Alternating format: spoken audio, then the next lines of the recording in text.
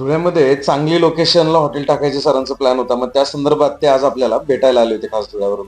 आल्यानंतर आपण व्यवस्थित सगळी चर्चा केल्यानंतर त्यांनी हॉटेल एका साईडला आणि काही ऍक्टिव्हिटीजचा जो पार्ट आहे तो खूप लांब साईडला टाकला.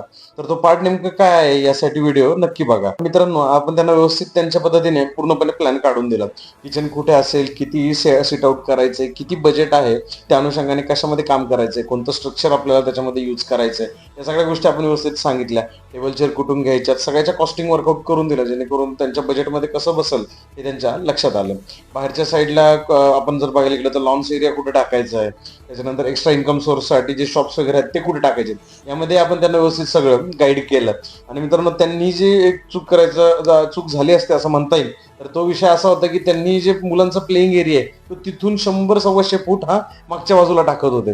एवढा मागे टाकल्यानंतर मुलं तेवढ्या लांब खेळायला जातील का, त्यांचे मुलं पॅरेंट जे आहेत ते सोडतील का, याच्यामुळे त्यांना नंतर बऱ्याच अडचणी निर्माण झाल्या असतात. तर तो जो प्लेइंग एरिया आहे शेवटी आपण तो पुढच्या साईडला त्यांना शिफ्ट करायला सांगितला, की जेणेकरून त्यांना ऑपरेट करताना पुढे चालून त्रास नको व्हायला. मग त्यांच्या अनुषंगाने सगळ्या ज्या गोष्टी होत्या, एंड टू एंड स्टाफिंग पासून डिजिटल मार्केटिंग पासून सगळ्या आपण त्यांना व्यवस्थित प्लॅन करून दिल्या आणि सरांचा निरोप घेतला. भेटू उद्या. तोपर्यंत लाईक करा, फॉलो करा, शेअर करायला विसरू नका. Stay tune.